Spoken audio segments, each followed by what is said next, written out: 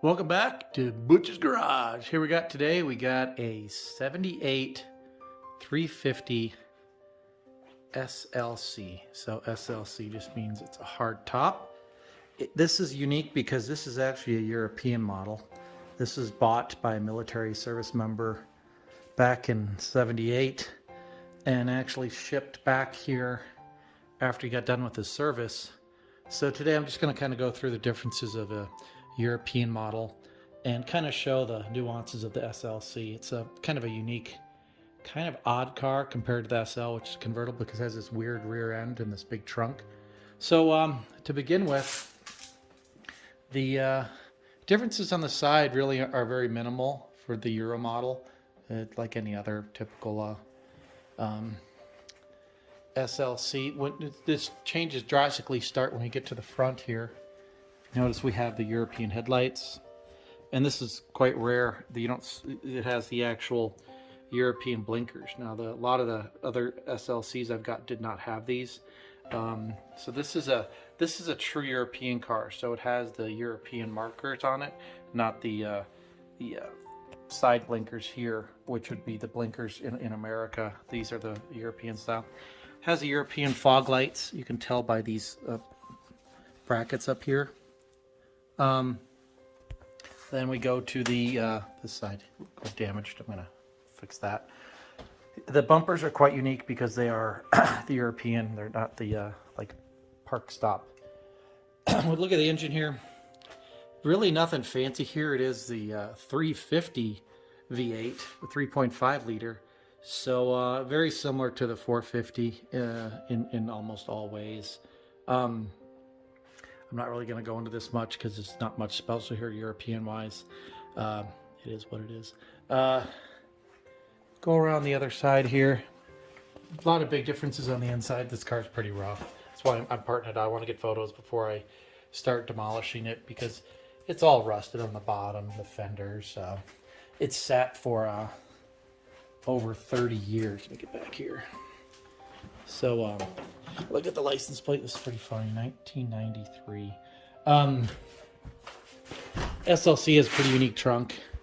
I don't think it's much different from the US model here. I did take the toolkits out already. Look at this beautiful green carpet. That's interesting.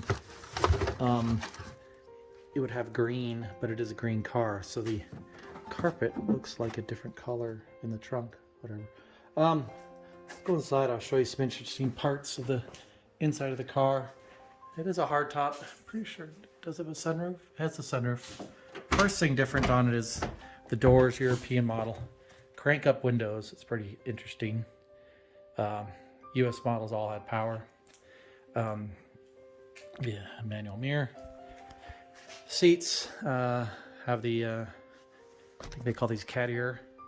Let's see the back. The back. This is kind of pretty standard for the SLCs, having the leather rear seats. Nothing really special here. Sunroof. It is a power sunroof. So this is interesting because the gauges actually are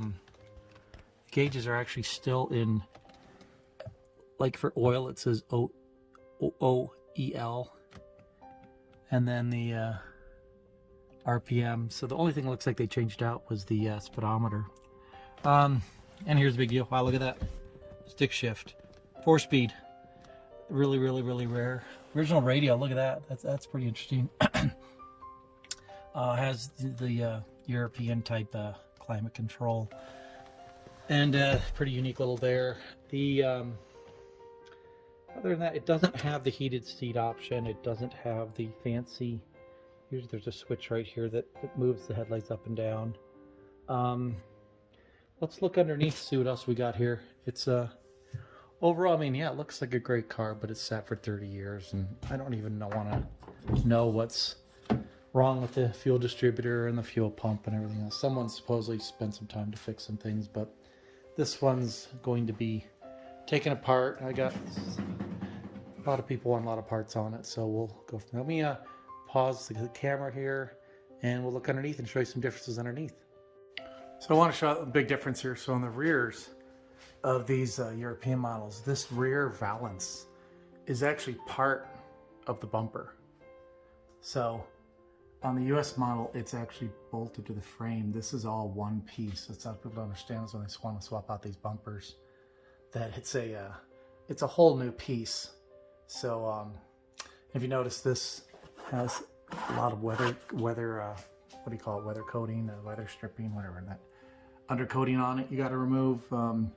This one's interesting because it's actually black, and usually it's painted to the color of the car. So it's a lot of things people don't know, or how much work it is. Also, a lot of times these bumpers are rusty. This one's actually pretty good, but I've had a bunch of these sets where they're all rusted out. So let's go underneath. I've never even seen underneath the car. I just got on the lift here, so let's see what we got here. So one thing nice in the Europeans is they have a different differential. It's actually geared, I think they're 3, 4, 6 or something like that. That's why these were like little speed demons. So a lot of people like these differentials because the manual gearbox European models also have that better rate of ratio that makes them run a little better. Looks like some people changing out some hoses.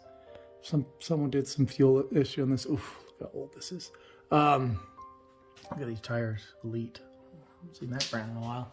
I know they're old because they're cracking. Looks like someone actually put a muffler on this thing for some reason right here. So someone put some money in this. I don't know why, but they did. So the exhaust is kind of unique on these. Let me go underneath here because there's no catalytic converter. So they just go into this muffler here, and then they go into the interesting exhaust because it actually goes into like a, look at that, it has like a weird cross pipe that comes out, so it's actually like a dual exhaust. Here's a little transmission. I've never seen one of these before. I had a 5-speed, but I never really played with it much. This one I'm going to take out. I had a 5-speed 280 SL that I sold to Germany, but it looks like, wow, looks like someone actually did some work on that there. Someone did some work on the tranny because it felt pretty good, the shifting and everything.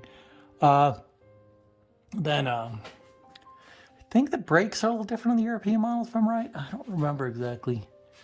But, you know, realistically, there's not a lot of leaks for being how old this car is. I definitely think this has been resealed. There's a little bit of leak there, but some resealed it. Usually the pans are all damaged here. This one's actually not all beat up. Usually leaks around those too. So, surprisingly, it's pretty clean underneath the car. You know, it is 109,000. Was a one owner, and I transferred to a bunch of other people when it sat and then died. But yeah, surprisingly, it's not really that bad. Unfortunately, though, that, you know, when you start looking at the rust and everything, it's not. These cars are hard to get running. There's a video actually on Hoovie's Garage where a guy buys a 380 SL and brings it into him, and he told him it's about $10,000 or $20,000. I don't remember which one, because the fuel system was all bad on it, because you got to deal with the fuel distributor and everything else. So yeah, this is what it is. I'm going to wanted to show it before we start taking it all apart. This is an important part to change out. It makes whole rear end ride nice. This one's actually looks like it was changed out. So that's all she wrote here. I'm going to start taking it apart. If I find something fun or interesting when I start taking it apart, I'll do an update video. But the last time she's going to look like this. I'm going to start taking apart the front end right now, fix the headlights, get the bumpers off, and go from there. So Butch Garage is out. Adios.